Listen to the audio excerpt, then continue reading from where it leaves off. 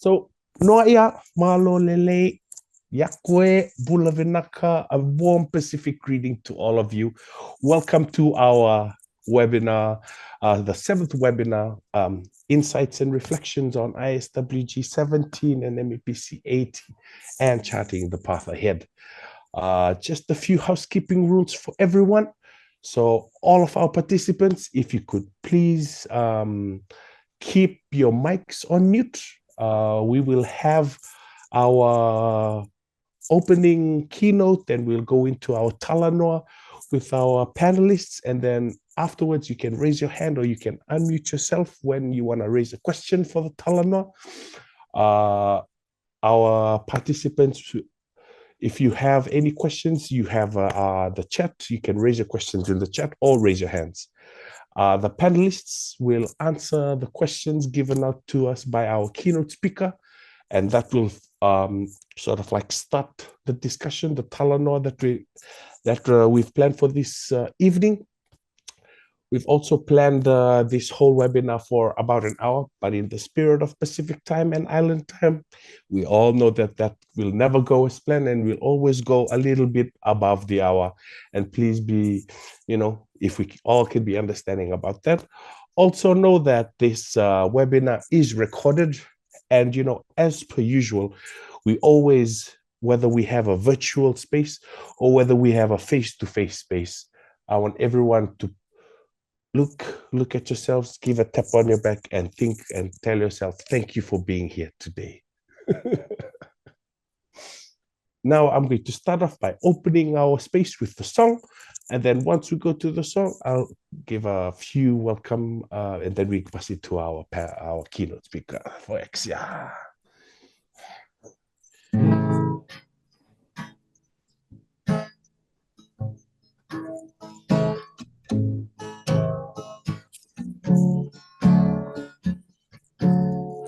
Ahoy ta siri e na e houa, wako I arotuma, sune mawhahura hente kota re kolunga. Ahe of ma se beng he ne is ha se rua. Kasun se otohuma, sune mawhahura hente kota re kolunga. Kaisa ndingele stai dia, kangola heita pen kosina. Ere ko lio moru e fenga. Foro fisi peka lohe a, la lovine te veke. Kangola toka toe a, hesita hedesea. Kaisa dingele stai dia, kangola heita pen kosina. Ere koli o moru, kamomi e fenga. Foro fisi peka lohe a, la lovine te veke. Kangola toka toe a, heiseta het esea. Kangola toka toe a, heiseta het esea.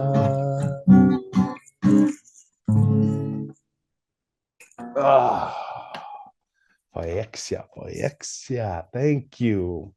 Well, again, welcome everybody. Welcome to our talanoa tonight, hosted by the Micronesian Center for Sustainable Transport. Welcome to all of our panelists, all of our participants here today that have joined us online. Thank you for availing your time to come and join this space. I know that my brother here, Captain Adams, is already past midnight on his time. In Europe, it's still in the evenings, and then all the way in the Pacific, it's still in the early morning. Baku is already after midnight. We have some friends from COP that are joining us here too. Welcome, welcome, welcome to this space. Now, for us, representing the small island developing states and the least developed countries, this conversation is, not just another virtual meeting, but it's actually about awareness about what is happening at the IMO. And for us, it's about survival. As we reflect on MEPC82 that happened, in October, it's clear that our collective voice as the Six Pack Plus Alliance is now stronger than ever.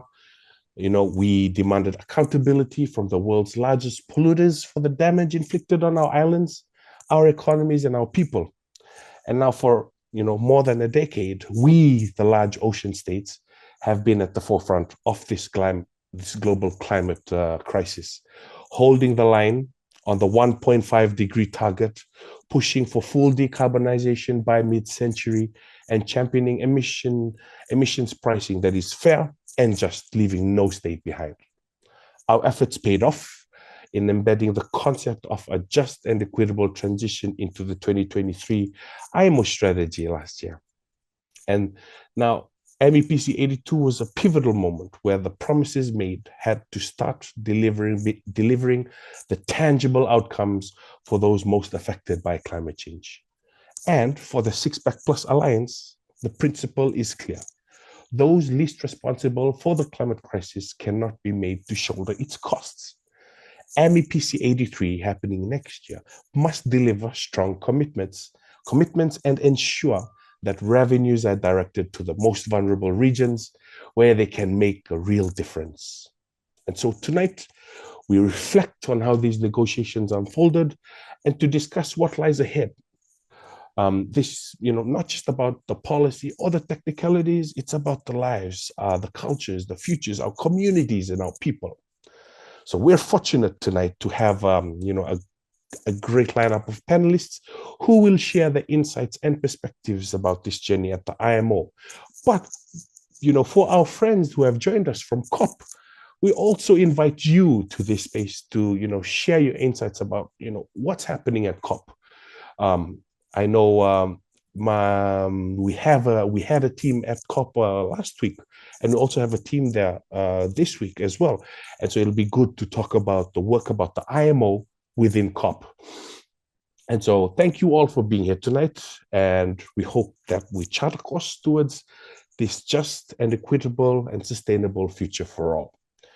And before we pass it to our panel to begin, it's my privilege to introduce Ambassador of the Marshall Islands to South Korea and the Special Envoy for Maritime Decarbonization, Ambassador Alban Ishoda.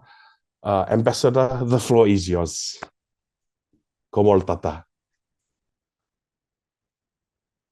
Molada, everyone. Good morning, John. Thank you for the opportunity. Good morning, everyone. It's good to see everyone coming on board to this webinar. And of course, it's always hard to take the mic after John, because John is such an eloquent communicator. It's difficult to think of words to say, but nonetheless, let me just say a few things before we hand it over to our esteemed and knowledgeable members of the panel. Good morning, good afternoon, good evening, good night to all of us everyone joining in from across the Pacific, the Caribbeans, and the African continent and beyond. It's 5 a.m., just past 5 a.m. here in Seoul. And it's always a privilege to come on board, regardless of the time, to be in such good spaces and with good people to discuss the future of our country. It is an honor to address you today as we discuss the critical challenges of climate change, maritime decarbonization, and the outcomes of the recent international negotiations. For small islands, developing states, and these developed countries, the climate crisis is not a distant issue. It is a present and pressing challenge. Rising sea levels, intensifying storms, and coastal erosions threaten our lands, economies, and communities. These are not abstract concerns, but lived realities. And they underscore the urgency of ensuring that global climate action meets the needs of the most vulnerable. Although SIDS and LDCs contribute the least to global emissions, we are among those most affected and have consistently shown leadership in addressing these global challenges. At COP29 in Baku, the Moana Pacific Pavilion was a vibrant hub of energy and collaboration, showcasing the Pacific's resilience and unwavering commitment to climate action. John, Athena, and Christian were instrumental in driving impactful discussions, particularly on the Pacific Blue Shipping Partnership and the vital role of cultural perspective in shipping climate strategies. Their efforts in hosting Talanoa sessions with the Climate Vulnerable Forum created an inspiring space for nations most affected by the climate challenge to share experiences and innovative solutions. These interactions not only strengthened regional solidarity, but also amplified a united and hopeful call for urgent and equitable climate action. In maritime decarbonization, progress at ISWG-17 and MEPC82, such as advances in carbon pricing, represents a step forward.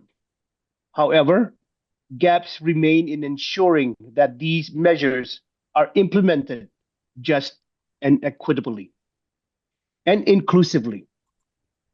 Maritime transport is a lifeline for SIDS and LDCs, connecting us to the global economy and supporting our development agenda. Decarbonizing this sector must address the specific vulnerabilities of these nations while creating opportunities for innovation and growth. Fair allocations of revenues from carbon pricing will be essential to ensuring we can adapt and build resilience. As we look to MEPC 83, the stakes are clear. This is a moment for global community to demonstrate bold ambition and solidarity, ensuring that climate action is fair, inclusive, and collaborations and effective. Through alliances such as the Six Pack Plus and other regional and international collaborations, SIDS LDCs remain committed to ensuring that global negotiations lead to meaningful outcomes that address the need of those on the front lines of climate change. So before we begin our panel discussion, I would like to pose a few questions to our esteemed panelists. One, how do you evaluate the outcome of MEPC 82? Specifically, do you believe these measures adequately address the needs of small islands, developing states, and these developed countries? What practical steps can SIDS take to ensure equitable access to the carbon pricing mechanism through the revenues? Third, how can regional collaboration and innovation help overcome the unique challenges of decarbonizing their shipping sectors? Four, from the perspective of the African coastal nations, what lessons from ISWG-17 can guide more equitable decision-making at MEPC 83? Fifth, and finally from this list, as Pacific nations continue to lead on maritime decarbonization, what strategies can we adopt to maintain momentum and ensure that MEPC 83 delivers the ambitious outcomes needed to protect our future. I just want to add something else to those 5 questions that were posted. Not a very difficult one, but something for us to, not just the panelists, but everyone else to think about, is how do we bring on board the African landlocked developing countries to this process and address their specific needs. So these questions are not just about reflections, but about action. Action that ensures no nation, no community is left behind. So thank you. And I look forward to the insights and solutions we will discuss today. Komol Data, back to you, John. Komol Tata, Ambassador Ishoda. Thank you for that, that moving opening keynote address. I think you've made it clear with your questions for the Talano. And, our panelists this evening we have John Kautoke, the legal advisor for the Micronesian Center for Sustainable Transport. He's also, in the drafting team, and they've been working really hard. We also have Captain Daniel Adams, the CEO for Seychelles Maritime Safety Authority, with us. So again, we'll pass it to our panelists to start some Talano. And then from there, we will hand it over, if anyone has any questions or, our chat is there, feel free to, put it in our chat group and then we'll raise it for Talanoa once our panelists have delivered. So I'll start with you, Toko, John Kautoke. I give you the space now. Malo. Thanks, Toko. Thank you for the introduction. And thank you very much, Ambassador, for waking up so early to give the keynote. And thank you also to Captain Daniel for staying up in time for this webinar. It's always a pleasure for me to be part of the webinars, especially this one coming out of ISWG-17. The first question by the Ambassador was, how do you evaluate the outcomes? I think on balance, my view of the ISWG-17 and MEPC82 was generally positive. I think our main goal going into those negotiations was to ensure that the levy remained at the table. And the levy does remain at the table. And we do continue to believe and we know that the levy is the only measure that can deliver a 1.5 aligned transition. And noting, of course, that the targets within the IMO GHG strategy is not completely aligned to a 1.5 reality. So our levy, as it remains on the table with an entry price of 150, is the only thing which we believe can ensure the 1.5 transition, which is needed to keep our islands alive. I think the other outcome from MEPC82 that I find very positive is that there was a lot more conversation going on between the different blocs. And we had several meetings with both China and Brazil, with Norway in the room. So there was a good exchange across the table to the other proponents. And there was also a conversation going on between the levy proponents. I mean, at the moment, there still remains differences amongst the levy proposals, specifically on entry price, also revenue disbursement, which are some key differences. But we hope that the continuing conversation on the road to MEPC 83 will try to bridge some of those differences.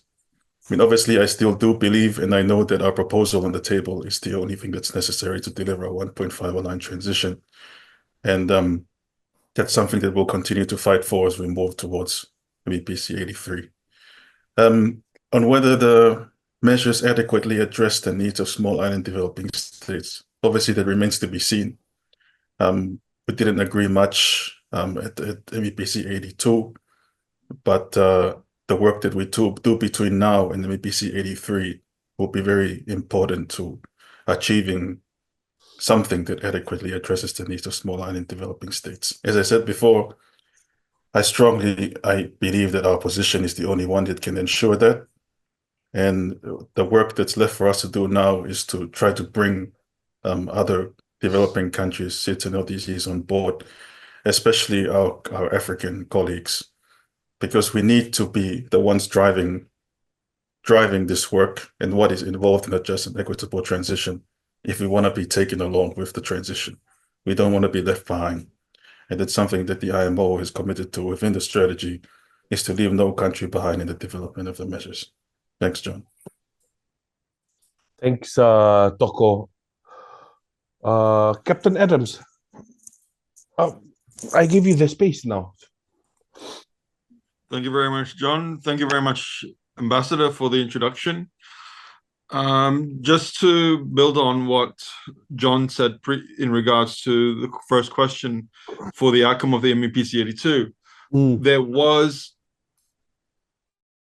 meeting with the UK as well on the side, and the UK is on board with the levy, so they are one of the, that is a very good positive outcome for the levy. So having somebody like that being there, and also from the side of the perspective of the African states, we managed to get our PS for climate change at ISWG. This was followed by our Minister for Transport to be at the MEPC82, and we were, and the Minister was also at that table with the UK discussing Seychelles' point of view. And one of the challenges in regards to Africa is its natural geopolitical barriers that it has locally, because you've got multiple cultures, multiple religions in Africa, where, when you're looking at the Pacific Islands or the Caribbeans, there is a shared cultural history there. In Africa, the cultural history is a lot different. It's much more diverse.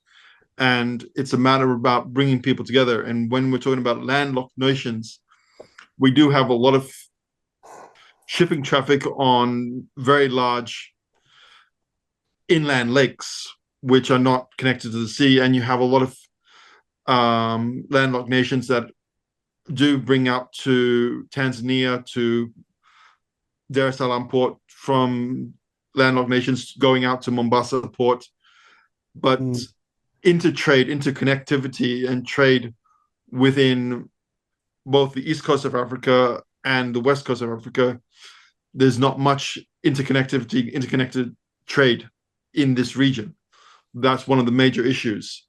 And, trying to bring people, to an understanding about why, because I believe, like Seychelles, when we were reached out by the Six-Pack Nation and by the Micronesian, we kind of quite quickly, John, we quite clearly identified that it was a way going forward. So, we do have the AMA coming up in Tanzania, which is the Administration for African Maritime, it's the group. So it's just, bringing that to them and just saying, look, we all need to be under one voice, how to get landlocked nations.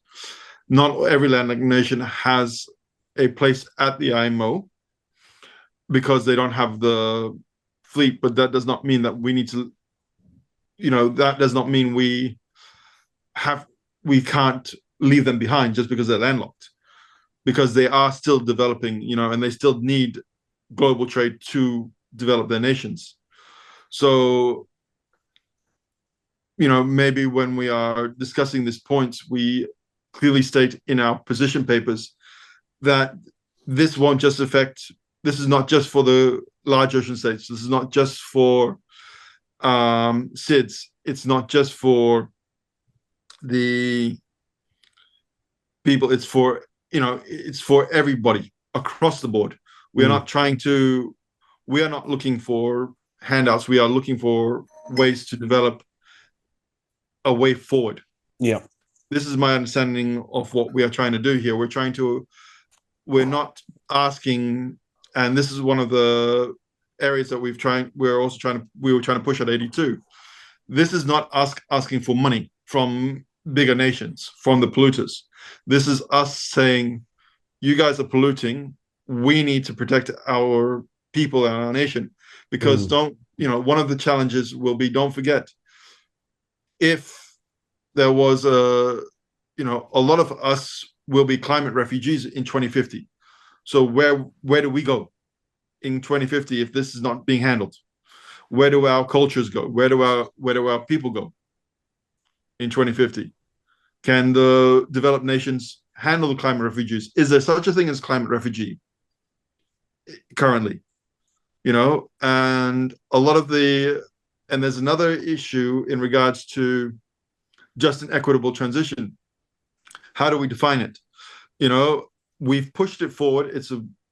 We understand that, and it's taken hold of it, but now we need to go. We cannot just look at it from the perspective of GDP, because GDP does not work. Because a lot of nations might have a good GDP, Seychelles does, but we're still climate vulnerable. And our GDP cannot combat climate change. Yep. Because everything, one of the things that we need to go forward is also transparency. We're asking for a levy, which is important. We're saying that we're going to be using this levy for in-sector and out-of-sector uses. But when we are using it, when we do get the money, we need to show them, yes, we've taken the money from the levy for this purpose. Here's the project. Here's the thing. Here's what we are doing with it. And here's the outcome. And if we do that, I think that will be a little bit easier to handle. I know I'm jumping questions here. No, but so from my perspective, it's just a little bit of a long road. Like the Pacific Islands started this thing with the six-pack. They brought on board the Caribbean, then they started bringing on board, then they reached out to some like-minded states in Africa. We do have ocean states, but again, we're all so different, like the two closest nations for us is Mauritius and Seychelles, because we were basically one country until the turn of the 20th century, where we split between the two, But so this is one of the geopolitics in Africa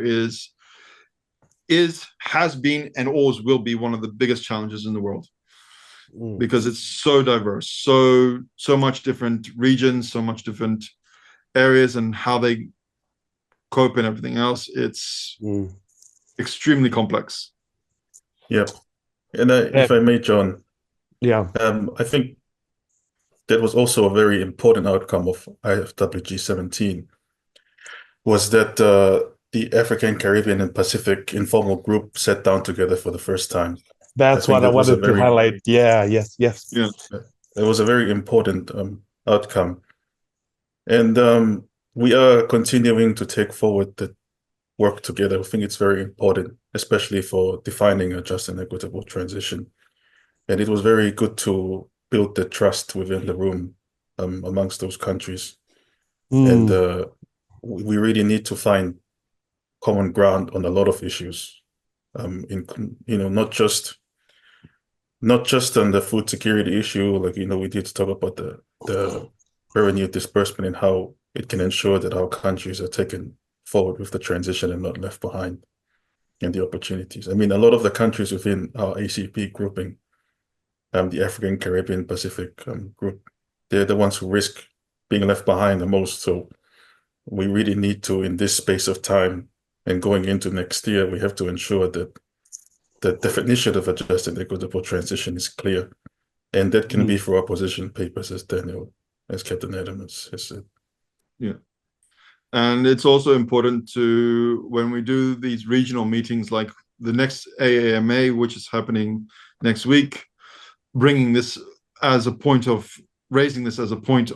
the agenda, that we are doing the MEPC83. We need to be working together, not just within the African nations, but with the other nations, working collaboratively. So bringing it forward whenever we can get a chance, work on regional areas, pushing the agenda, not just at MEPC 83, but whenever we do regional aspects, whenever, like what's happening at COP, we're at COP to discuss the one thing, but we're taking people off to the side and going, yes, we are at COP, but let's talk about MEPC 83, which is coming up. But you know what, my friend. Speaking of, that's just where I wanted. I think that was the cue for me to connect it, because just last week we had a team that was in Baku, and we also met with Secretary General Arsenio Dominguez of the IMO and Mr. Hondas at the COP. And the great thing was there were multiple panel sessions that really talked about what was happening at the IMO. And speaking of COP, we also have Miss Maria Ogbugo, who is currently too at COP. Miss Maria, how is it going right now, and how important it is, to make sure that the work happening at IMO is also connected with the work at UNFCCC, and make sure that there's a connection there. Maria, would you care to share a bit of that work, or why you're at COP?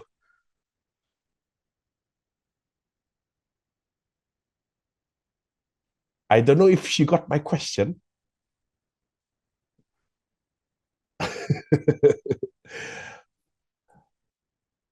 Miss Maria Ogbugo, are you still here with us? I know it's after midnight in Baku right now, so I will come back to you, Maria. Do not worry. Captain Adams, you and JK, you talked about the groupings and how the Pacific, the Caribbean, and the African countries met up together. I'd also to note that I think in between ISWG-17 and MEPC 82, there was also a Talanoa grouping for the Climate Vulnerable Forum. We had a Talanoa discussion with the CVF, and it was good to also get the CVF countries on board, on the work that was happening at IMO. And what was interesting was we met the Secretary General of the CVF at Baku last week, His Excellency Mohammed Nasheed, and there was a Talanoa, or a discussion dialogue with the CVF and the Pacific countries that were involved at the IMO, and to make sure that the work that was happening was made aware of and was reached out. And so I have my brother here, Christian, who's also an advisor with the Micronesian Center for Sustainable Transport, who was with me at those discussions. And it's a good way for him to just provide some insights on how important it was to have those Talanoa sessions about the IMO with the SG and also with the Climate Vulnerable Forum, and connecting both the UNFCCC teams and the IMO teams together to connect them together on the work that's happening at the IMO. My brother Christian, can I share a little bit about that before I try and reach back out to our sister Maria Ogbugo in Baku, if she's still here with us? You're on mute, my brother. Yes. Absolutely. I think it was fascinating to see how. Yeah, I mean, for me, it was the first time that I actually went to COP, because I've been focusing so much on the IMO. So it was kind of interesting to see how much of a circus it is, but also how much interest there is in what's happening in the maritime space. There's a realization that we're really at a at a very critical juncture, where this is a make or break moment, and everyone is anxiously looking at whether or not the IMO can actually deliver. Because if we can set a watertight, basket of measures that has a fuel standard, that has a levy, that has, no loopholes, and ensures that, rapid decarbonization through an equitable transition, that would actually reinvigorate the slump that a lot of the climate negotiations are currently in. And that's something that you feel in a lot of the conversations that I've been able to have there, that there's this sense of maybe shipping can actually offer a solution. And some people kind of run away and hope and kind of,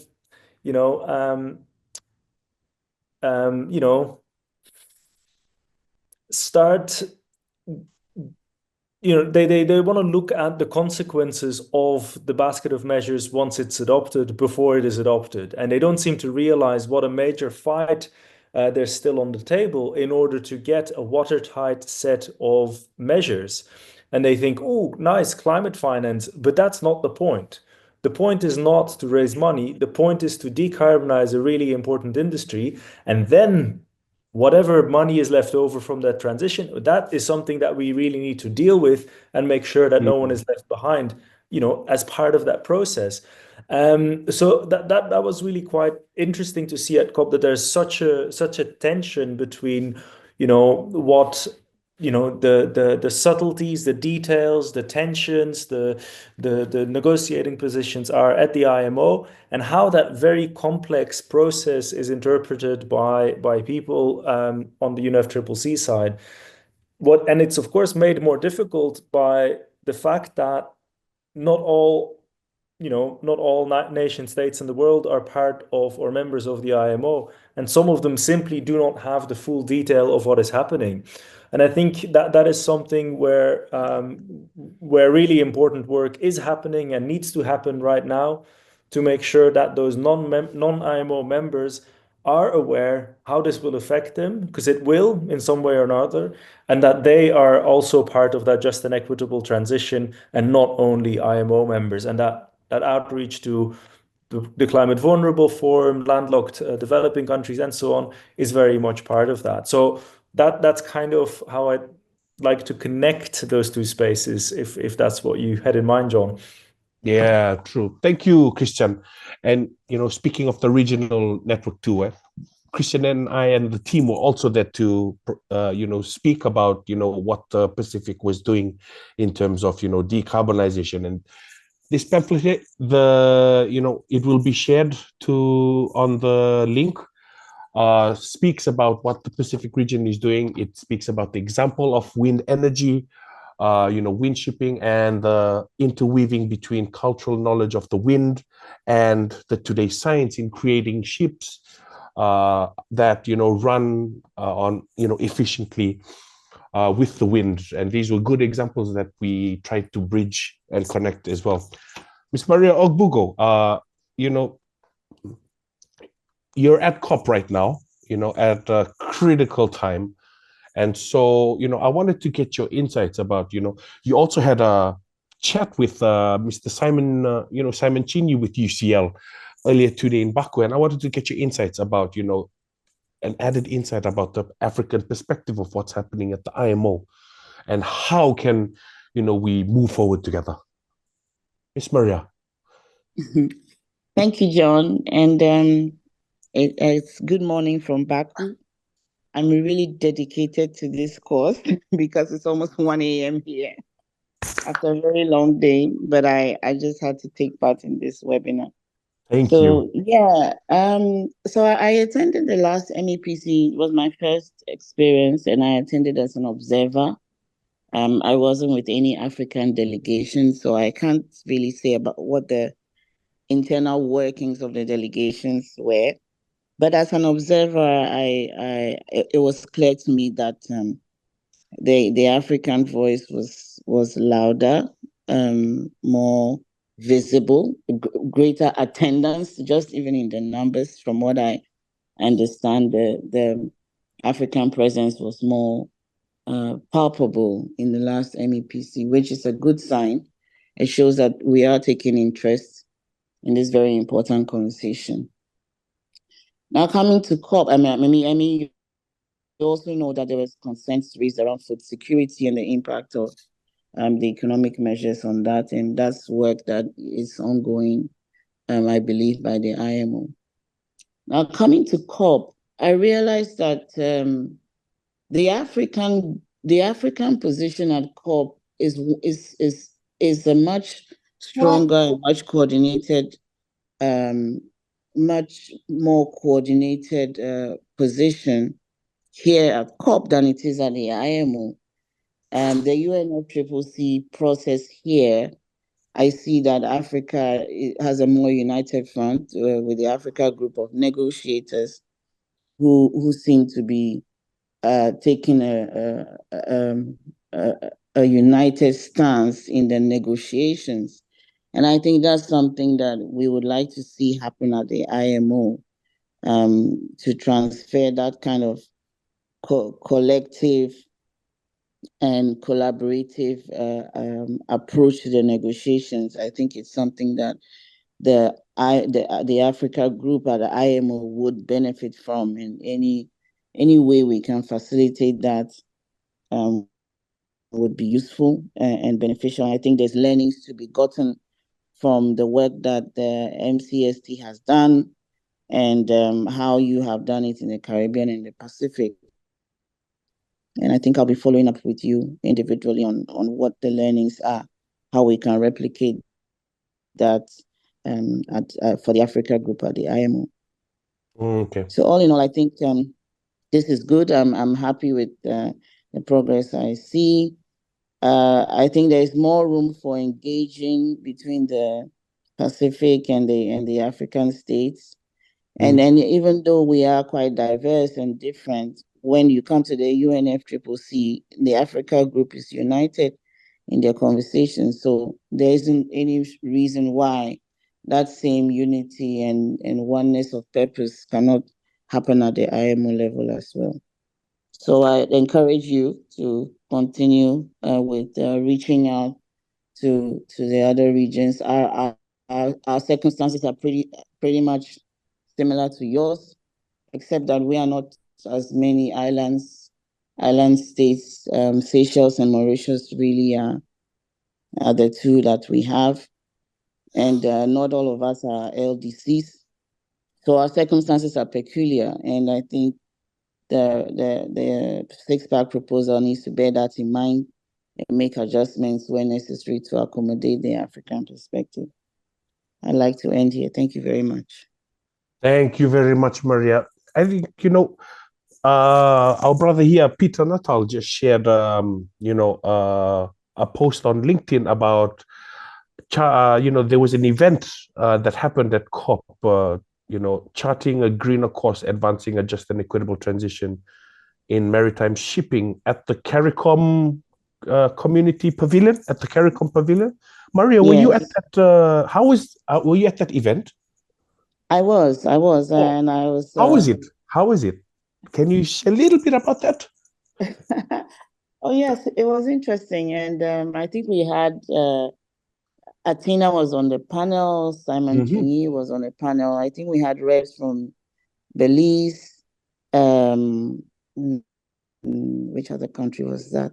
Fiji, and I think it was an interesting conversation. It's the same sort of, considerations that we have here, and I was happy to see that there is a collaborated effort towards highlighting the need for just an equitable transition. And I would like to congratulate you, or all of you who have put in work into that, and to the CARICOM pavilion for hosting that event. I think it was well worth organizing, and we learned from that.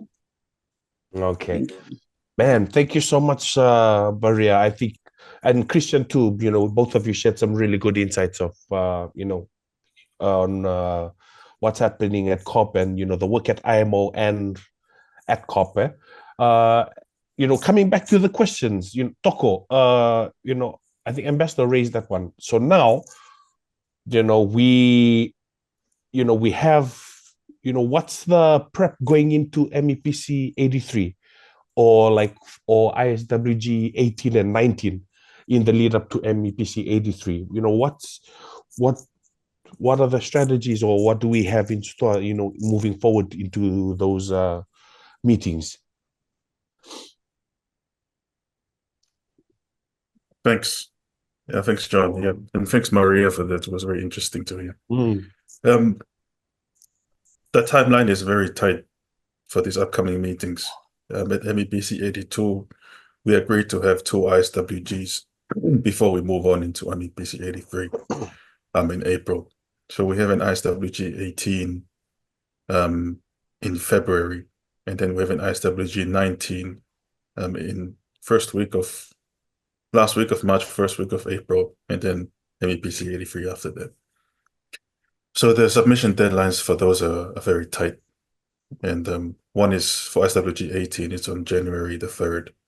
So there's already, there's a lot of work to do, and it's very tight timeline, especially in trying to get co-sponsorship from a wide group of countries, which is what we need going into the finalization of the negotiations. Just to go back to, how can we convince the Africans to come on board? That was Ambassador's question. And I think that's very important because AMAG is quite active in other forums in the IMO, but in the GSG negotiations, there's not been much activity on their part.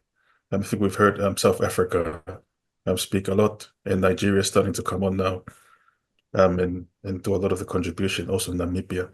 But we really need to hear more, and hopefully all of the African states who are present speak up, because if we do not have firm positions on what we want out of the transition now, those things will be defined by the countries who speak all the time at the IMO, especially developed countries. We do not want the developed countries to define a just and equitable transition. That's something that we shouldn't allow to happen. And so this is why I think it's important for all of us developing SITs and LDCs to come together towards the finalization of the discussions. And I think the most important thing is to try to ensure that all our countries are able to access the opportunities that are created by the transition, and not to allow a situation where it remains where their shipping routes are already developed and there's large bunkering ports and such. So we need to ensure that those opportunities come to us as well. And we need to start identifying where we find common ground on those issues, and also on the contentious issues like disbursement. How do we solve that issue? These things we need to start sitting down and finding common ground on preferably before we go into the MEPC 83. True. Okay. Cool. Thank you, brother. And so, Captain Adams, for you going into going into MEPC 83, how do you feel, as for Seychelles going in? What do you expect out of it? What are your goals and aspirations for those meetings? Well, one of the challenges in regards to Seychelles, I can speak from my experience coming in, there is, we are trying to work together. Like when we managed to work together, we got both the Ministry of Environment and the Ministry of Transport to go to IMO. I think that was probably the first time the Ministry of Environment went to the IMO in any capacity for ISWG. So we are trying to work together closely with this, and we need to, my desire would be to reevaluate the current national plan, which doesn't really take into account maritime climate transition at all in Seychelles. We don't really have a maritime committee. We don't really have a maritime strategy. It's very strange having, being a large ocean state where, maritime is not something spoken about too much in Seychelles, which is, when we have, and it's like a juxtaposition, because we are pushing for this marine spatial plan, 30% protection of the marine environment, blue economy, and all these things we are trying to do. But in certain areas, it's kind of lost to the noise, and one of the other challenges is, we do have DCOC, which is the Djibouti Code of Conduct, but but everything is interlinked. Climate change is interlinked with piracy. I'm not saying that if we solve the climate challenge, piracy will go away, but it will offer people more opportunities to have proper work, because you have different areas, and one of the things that we can take away from is going to MEPC 83 and talking in the same voice. So we sit down with everybody from the Caribbean to the African nations to the other ones, and it might be an idea, just even if you're not part of the IMO Council, IMO committee, to reach out to landlocked nations that are not part of them and just saying, look, we are going to MEPC 83. This is what we are trying to do there. Do you want to, do you have any insight or input? Because we are trying to bring everybody on board, but again, this is one of the biggest challenges, I'll say, is political will.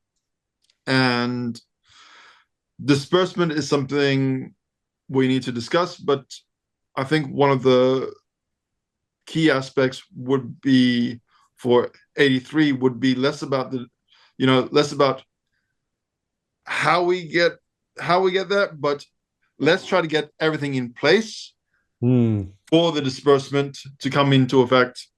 That might be something that we, maybe we focus. Yes, we need to keep disbursement in the back of the mind, but we need to get the measures in place for the disbursement to take effect. So let's try to go stages, understanding this is how we possibly want to disperse, but disbursement must be transparent. Whatever we are doing, it has to be transparent. Wherever we are going with this, it has to be transparent. And this is one of the issues. So you got political will, you got transparency, and trying to breaking silos effectively amongst different stakeholders who do have different interests. Awesome, man. Yeah, sorry, John, can I just... Yeah, thanks, Captain Adams. I think it was a very interesting and helpful perspective. I think in any other negotiation, I think it would make sense to try to go in a stepped approach, but the IMO GHG negotiations have been dragging on for some time now, and I think it's important not just for developing country SIDS and LDCs to have disbursement defined now, but also for the industry who need clear signals on what opportunities they're going to get, and also for the fuel producers, the demand and supply. All of these need clear signals, and I think it's very important that the disbursement is defined early on, since we're finalizing next year and agreeing and then adopting the year after that. There's a very short timeline. Yeah, it does make sense to have a stepped approach, but with the urgency now, I think it's very important that we have disbursement identified. It also helps our colleagues from landlocked countries, because they also need to understand what they're going to be getting out of the transition. How are we going to take them along? And I think that can only be achieved if we take into account the byproduct revenues and how they can be used to create opportunities for our countries. But that's just all I wanted to add. Thanks, John. Mahalo toko. Maria, you have your hand raised. Please. Yes, I couldn't agree with John any more strongly, because for me, from where I sit, at the end of the day, the transition has a cost, and there will be disproportionately negative impacts on all of us. So the real question is, how can we mitigate those impacts? And that's where revenue distribution comes in quite strongly. And so it's difficult to negotiate. I mean, it's difficult to agree. For me, I think it's difficult to agree on a measure when you cannot be sure what you're going to get from it. It's always best to see how much money you have coming to you on the table before you can actually be motivated or incentivized to agree on the measure. So I'd like to support what John has just said, and to say that, I mean, with the six-pack proposal, if it can be made clear what's in it for everybody else, I think what's in it for the seeds is quite visible. But what's in it for anybody who is not a seed? If that can be, pointed out and highlighted, then I think other developing countries should be able to see clearly that this proposal takes us it is likely to give us more support or more cushion from the impacts that the transition will have on our economies. I think that's important. And for the language to be clear as soon as possible so that we can see, because in sector, out of sector, in shipping's value chain, what do all those things mean for us? I think we need to see that fairly quickly if we are to reach agreements by April 2025. Thank you. Thank you, Maria. Colleen, you raised your hand before. I gave you the space before I hand it over to Pete. Hi, good night, everyone, and greetings from Baku as well. It's really great to be here. I just wanted to touch on some of the great interventions from everyone, from Maria, from you, John, and from Christian, and from Daniel. It's so great to see you here too, Daniel. That on the importance of coming together and seeing how best to bridge the gap between the ACP states that have in other forms like a function or a relationship to be able to come together. So I had mentioned in the chat that the ASG of OACPS had reached out and mentioned that they would really be keen on working with Fiji and RMI to bring the issue of shipping to at a ministerial level in Brussels. And I just think it's a great opportunity to get this talked about at a high level. And, I'm happy to be able to support in seeing how we can move that process forward. But, and also getting other states on board. But just to be able to bring in some of the perspectives that Maria brought up about the things that are important to African states and, bring in the perspectives of what's happening in SIDS and especially the differences in politics that are happening across the different states. I thought it would be a really great opportunity. So just wanted to raise my hand and let you guys know that that's an opportunity that was presented and want to see how to help to make that come into fruition if it's of interest. Awesome. Thanks, Colleen. Thank you very much for that.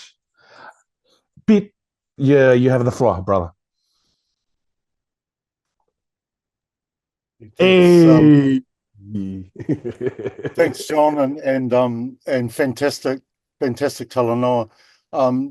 Reflecting on a number of things, but one is how fast this talanoa has progressed. If you think back a couple of years ago when it was still largely just Pacific and Belize trying to nail a space, and now you guys have that space. If looking across COP, following that debate over the last week or so, and reflecting on previous COPs, for the first time I'm seeing other than white shipping interests talking about shipping at COP, and the speed at which that change has happened to see Africans, Pacific, Caribbeans dominating that space and being listened to, I think for the first time ever in COP. Quite a milestone to have achieved. Both Daniel and John, I agree, and Maria, yes, how we nailed down the clarity around equitable transition and revenue disbursement now becomes absolutely key. And the problem is it's such a complex debate. What I dropped those two maps in the chat earlier. What I really appreciated about Tristram's article that's just come out is he simplifies it down to two diagrams. And instead of having multiple choices, he's now saying basically you're faced with two choices in terms of the economic measure. Do you want a flexibility credit trading scheme to lead this process, or a levy? And the impacts in those two maps are really, really quite clear. It's virtually the same choice with revenue disbursement. Do you spend the money on mitigation of the industry, or do you spend the money on reparation for the damage caused by the industry? And obviously you need to do both. And what is the balance between that? That's the essential equation that's on the table at the moment. Central to that equation is the principle of polluter pays, the elephant in the room. But, you know, that's got to be the thing that we hang our hat on. And you're backed up now by the ITLOS decision. I assume you're going to be backed up now by the ICJ that comes out. So I think it's a really, yes, I agree, it's a really complicated thing, but I think we have to simplify it as much as we can. And I'm grateful for Tristan for putting that out. Third point, if I can, and I know we're running down the clock. The other thing I'm being really interested in is this emerging sub-narrative around domestic transition. For the last 10 years, we have thrown 90% of our energy and effort at transitioning the international fleet. But the real issue for our Pacific Island countries, and I suspect it's the same in the Seychelles, the Caribbean, and coastal Africa, is our domestic transition, our own ports, our own ships, our own connectivity. But we spend very, very little time actually discussing that and prioritizing it. We're all praying for the, you know, I've never believed in the trickle-down effect. I want the waterfall up. But if we crack it and that revenue stream rolls, we are not ready. We're, you know, in the Pacific, we are simply not ready to handle the $5, $10, $15 billion that it's going to cost to transition the sector. Africa is going to be hundreds of billions of dollars. But is Africa ready for that transition? Is the Caribbean ready for it? So we've learned a lot about, and very quickly and with a lot of mistakes, how we all talk together now about this issue with IMO. Really important that we stay laser focused on 83, but after 83 is going to be the real work. How do we ensure that our domestic capability of our internal communities of our countries is the central thing that we're trying to prioritize? But thanks for the space. Great talanoa. Thank you, John. Thank you, team. Nakapit. Good, great questions for reflection. And, you know, I think just to end off our talanoa, you know, for you, JK and Captain Adams, Maria raised the question, you know, just straightforward. What is your expectation for 83? Both of you. Start with you, Captain Adams. Okay. Expectation in a nutshell, yes. In a nutshell, I'll make it very simple. I just want to add one more thing to what Peter was saying. Don't forget there is a very large inland fleet in Africa of vessels trading inland on the large lakes like Lake Victoria. So you know, it's not just saltwater fleets we're talking about freshwater fleets as well. And there's huge amount of freshwater fleet that does trade in Africa on the internal rivers. Yep, and they're covered by IMO, Colleen, right? So we are, you know, my goal for, you know, thing is to just for 183 is hopefully we get the levy agreed upon and we start moving forward with this. This has to happen at 183. We need to have everything locked down and start moving forward. And, you know, with the revenue distribution, you've got in-sector, out-of-sector. That has to be clearly defined. We're all in agreement on that. It's just, but we need to, how do we get that? And that needs to be locked down at 183. we need to have everybody on board. And if the African voices can be added to the Pacific Islands, can be added to the Caribbean, can be added to the other to this, and we all are speaking in one voice at 183, that would be an amazing achievement if everybody across these various cultures, across these various continents, across the various oceans are speaking in one voice. That to me would demonstrate, the small ball has gone into a snowball, Thank you, Captain Adams. Right before I go to Toko, please, Toko, hold on a little bit. Ellie, you have the floor. Thank you. Thanks so much for sure. giving me this moment. I wanted to ask a quick question looking towards 83, but at the same time thinking back towards when we adopted the revised strategy. As far as it was clear to those outside the closed door rooms, the Pacific were not only responsible for staying strong on embedding equity in the strategy, but also keeping the environmental integrity alive. You fought for the striving force. They wouldn't be there without you. And so I guess we have talked a lot about the levy today and its link with equity and its importance. But I was also wondering if you're ready and prepared to fight for environmental integrity on the side of the fuel standard, and if you have plans there about the kind of requests, or not requests, demands maybe, you would be making in terms of, is it going in and pushing hard for the striving for alignment? Will you keep the true well-to-wake application of the formulas alive? These other elements that are also interconnected with the levy itself. So yeah, just to get some thoughts there. Thank you. Thank you, Ali. Thank you very much. Good to see you. Toko, I will leave you with that last piece of note and see if we can explore what Dr. Ali said.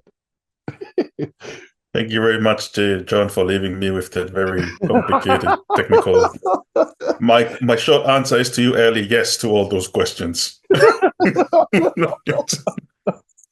Okay, we'll see how the detail goes after that. Also, thanks to Pete for mentioning, yes, it's very, very important, the domestic side for shipping. And also, Caroline's point, it's always a pleasure talking with Christelle.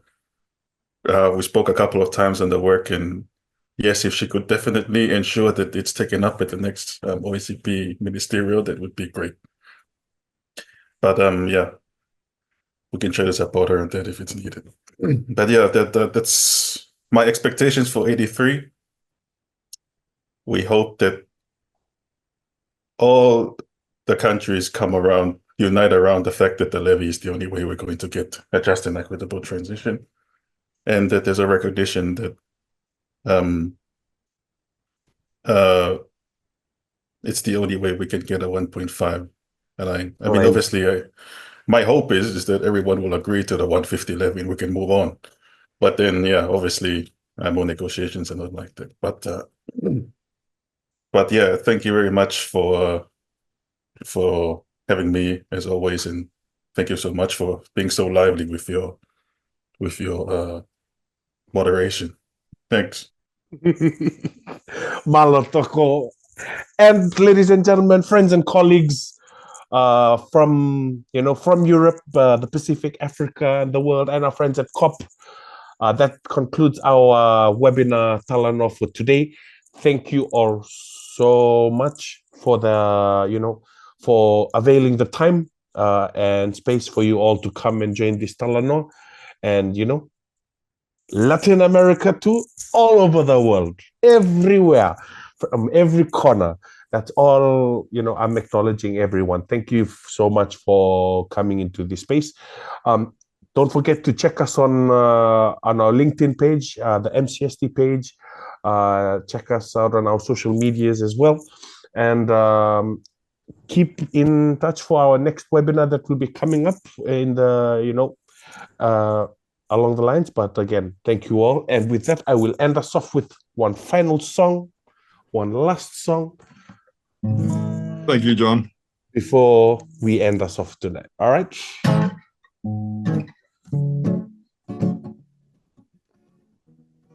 Yeah. This song is a special dedication to any one of them. If you're wearing something black, on you right now, this song is for you.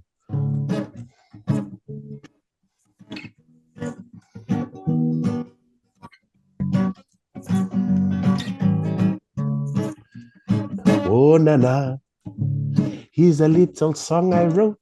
You might want to sing it note for note. Don't worry, be happy. In every life we have some troubles. When you worry, you make it double. So don't worry, be happy. Don't worry, be happy.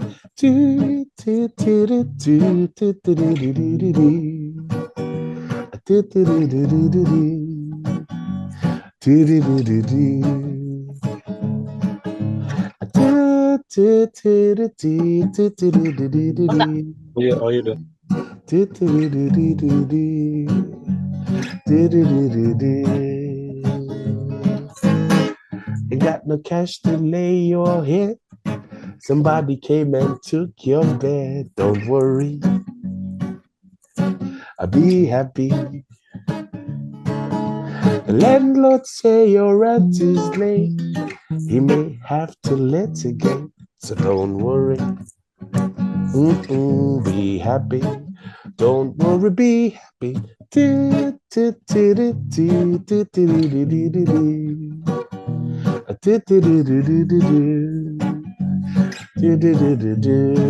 Don't worry, be happy.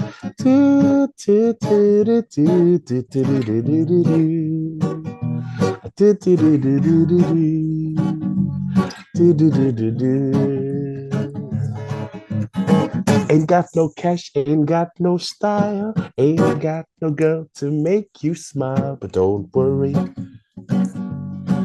be happy. 'Cause when you worry, your face will frown, and that will bring everybody down. So don't worry, be happy. The levy will make us happy.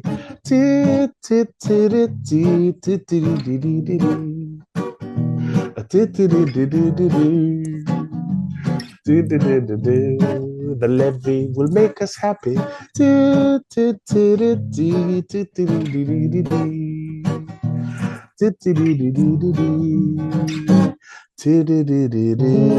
Thank you very much, ladies and gentlemen. Have a blessed evening. And we'll see you on the next webinar. Blessed evening, everyone. Good night, good morning, and have a good day.